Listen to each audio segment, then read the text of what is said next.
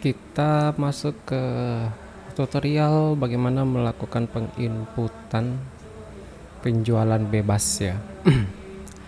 Nah, penjualan bebas ini ada penjualan bebas yang tanpa resep, ada penjualan bebas menggunakan resep, ya. Artinya resep di sini resep dari luar. Jadi ada orang beli obat berdasarkan resep. Nah, itu bisa diinput lewat resep. Oke. Ini adalah loginnya apotik. Sebagai pengantar awal, penjualan apotik ya, yang penjualan bebas itu akan membaca dalam proses penginputan dan dalam proses pengeluaran obat yang terjual tadi, itu akan membaca user dari yang menginput penjualannya ya gitu. Misalkan usernya ini adalah user, untuk contoh ini, kasus ini kita menggunakan user dari apotik atau apotik utama atau apotik sentral. Nah, itu ketika dia menginput penjualan, mencari barang, itu akan membaca stok yang ada di apotik utama tadi. Namun kalau misalkan ada yang di apotik Rotinap misalkan, nah itu usernya, ketika usernya terdaftar sebagai user di apotik Rotinap, maka juga otomatis akan membaca barang yang ada di apotik Rotinap tadi. Oke, kita masuk ke menu penjualan apotik. Ya, di sini akan terlihat ada daftar-daftar penjualan. Kemudian di sini ada status pembayarannya, apakah dia sudah membayar atau belum. Nah, ini alurnya bisa ada dua alur ya, terutama terkait dengan pembayaran. Pertama, di input di apotik untuk data penjualannya, kemudian pembayarannya itu bisa dilakukan di kasir atau bisa juga dilakukan di apotik itu sendiri. Kalau pembayarannya dilakukan di apotik, berarti kan yang akan memproses pembayaran adalah user apotiknya juga. Nah, kalau di kasir berarti menggunakan user kasir dan uangnya itu masuk ke kas kasir. Kalau di apotik nanti akan masuk ke kas apotik. Namun ada juga rumah sakit yang menggunakan kebijakan bahwa tidak tidak membuka kas di apotik ya, jadi tetap harus ke kasir. Nah, jadi kalau kasusnya seperti itu, nanti akan ada pemberitahuan seperti ini. Jadi saldo kas apotik tidak tersedia, silakan hubungi bagian keuangan. Kalau memang apotiknya mau membuka pembayaran ya, jadi nanti bagian keuangan akan membuat satu saldo kas, membuat satu kas namanya untuk kas apotik, seperti itu. Nah, kemudian dari sini di halaman daftar penjualan yang sudah diinput, ya kita masuk ke tambah penjualan. Untuk pembuat penjualannya secara tunai ya pada umumnya ya. Kalau secara kredit nanti bisa kita masukkan nama pembelinya. Kemudian di sini ada status obat, apakah sudah diserahkan atau belum diserahkan. Jadi ketika penginputannya dengan status belum diserahkan, berarti setelah ini disimpan, nanti stoknya belum langsung berkurang. Tapi kalau dipilihnya sudah diserahkan, itu otomatis stok langsung berkurang. Nah, kalau kita mau melihat fungsi kontrol dari status belum bayar, jadi sebaiknya sih pilihnya yang belum diserahkan ya. Artinya nanti si pembeli sudah melakukan pembayaran, entah itu di kasir atau di apotik itu sendiri. Nanti setelah kita lihat di sini sudah bayar, berarti baru kita bisa proses untuk penyerahan obatnya. Seperti itu ya. Oke, kita mulai. Misalkan kita mencari obat yang dibeli ya, paracetamol seperti ini misalkan. Ini kita contohkan untuk penjualan bebas umum dulu ya, secara umum. Oke, di sini ada bukti pembayaran merupakan kwitansi pembayaran. Jadi di sini juga ada kasus ya, ada alur di mana ini sebenarnya juga jarang terjadi ya, jadi ada proses penginputannya ini dilakukan belakangan. Jadi masih ditulis pakai kertas. Ada orang belinya apa, harganya berapa gitu kan. Kemudian ke kasir bayar. Nanti biasanya kasusnya itu kalau pelayanan lagi padat-padatnya, melayani resep dari internal, ya, dari pasien-pasien poliklinik atau dari rawat inap. Kemudian nanti setelah siangnya agak lenggang, biasanya baru mereka menginput data-data penjualan. Nah, sedangkan kan harus dibayar dulu gitu. Karena sudah ada proses pembayaran dan biasanya kasir maunya sudah bayar penginputan langsung di sistem, maka untuk mengkonekkan data yang tadinya sudah terbayar dulu baru kemudian input data penjualannya. Nah, disinilah fungsi dari bukti pembayaran itu atau kwitansi pembayaran.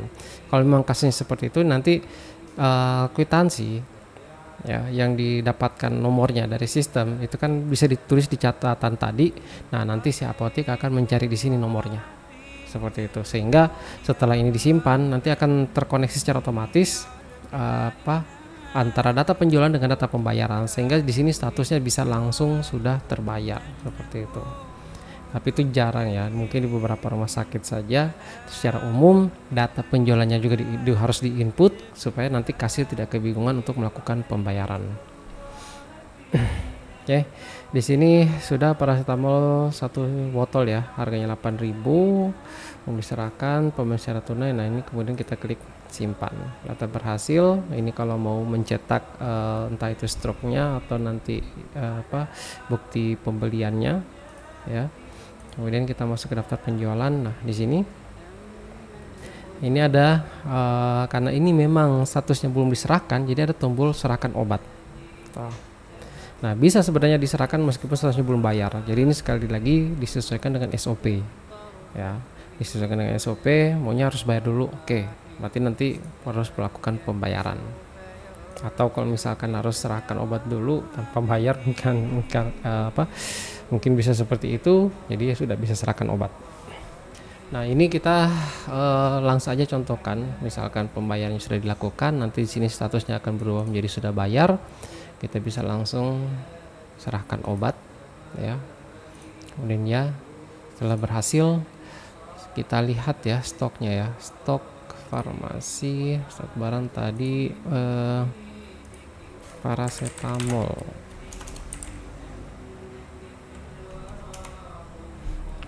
sirup, kartu stok ya, ini ya langsung keluar tanggal 28 April.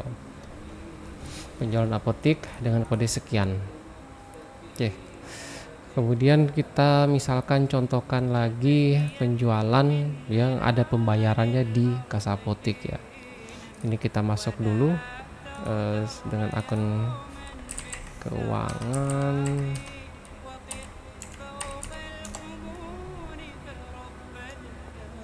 Kita buatkan kas apotek.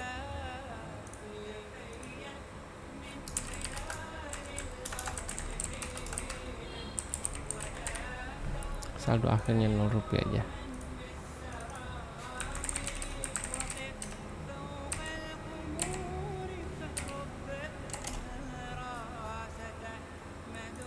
Oke, kita lihat apakah sudah aktif penjualan apotek pembayaran. Ya, aktif ya. Nah, sekarang kita coba lagi. Di sini karena sudah ada kas apotek ya aktif, jadi kita bisa langsung memproses penginputan dan sekaligus pembayaran.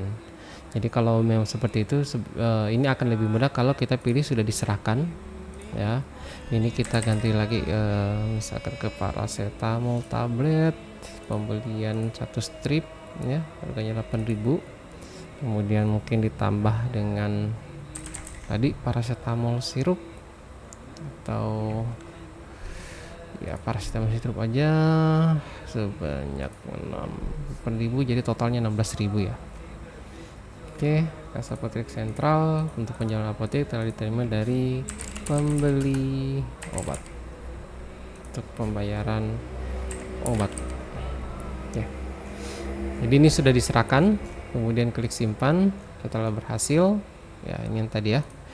Selanjutnya ke daftar penjualan, ini statusnya menjadi sudah dibayar. Oke, dan tidak ada lagi tombol apapun di situ. Kita lihat stok barang paracetamol tablet ya, ini juga sudah masuk. Kalau kita cek paracetamol sirup, sekarang harusnya 2 ya. Oke. Selanjutnya, dikarenakan ada saldo kas apotik, jadi untuk transaksinya ini bisa dipantau di sini ya, penjualan saldo kas. Gitu. Kas apotik sentral. Ya, seperti ini. Kita lihat. Oke, ini yang penjualan kita input tadi sebesar 16.000. Ya, ini bukti transaksinya. Kemudian di sini kita lihat ada tombol batal. Jadi untuk yang belum bayar ini bisa diproses pembatalan. Kalau kita mau membatalkan sebenarnya cukup diklik aja ya, seperti ini. Kalau memang tidak jadi. Berikutnya juga penjualan untuk resep. Bagaimana caranya? Nah, di sini prosesnya mungkin lebih ada beberapa tahapan ya, lebih tidak sesimpel yang penjualan bebas. Di sini kita harus pertama bikinkan resepnya dulu, nomor resepnya, kalau memang ada nomor resep atau nama pasien yang tertera di resep, kemudian dokter ya, alamatnya jika dibutuhkan. Nah, selanjutnya untuk pencarian daftar obatnya, ini caranya kurang lebih sama seperti dengan di pembuatan resep. Paracetamol sirup sebotol, tambah, kemudian ya ini kita simpan aja. Nah, setelah masuk ya seperti ini ya. Setelah masuk, di sini ada status penjualan. Kalau status penjualannya masih kosong, ini menunjukkan resep ini belum masuk ke dalam transaksi manapun. Jadi kita harus, supaya bisa diproses, dia harus masukkan ke dalam transaksi penjualannya. Jadi tambah penjualan, cari daftar resep. Tadi bisa kita cari berdasarkan nomor atau nama pasien atau nama dokter. Ya. Nah, temu seperti ini. Setelah kita tambahkan, ini tadi masalah pembayaran ya. Kemudian kita simpan. Nah, setelah berhasil, kita menuju resep. Di sini statusnya sudah bayar dan sudah masuk ke transaksi yang ini. Nah ya, lihat paracetamol sirup. Oke. Nah, setelah itu di sini kita klik saja untuk penyerahan obat. Oke. Ada paracetamol sirup. Karena ada resep ya. Kita simpan. Sudah bayar. Tadi itu R berupa paracetamol sirup. Kita lihat lagi.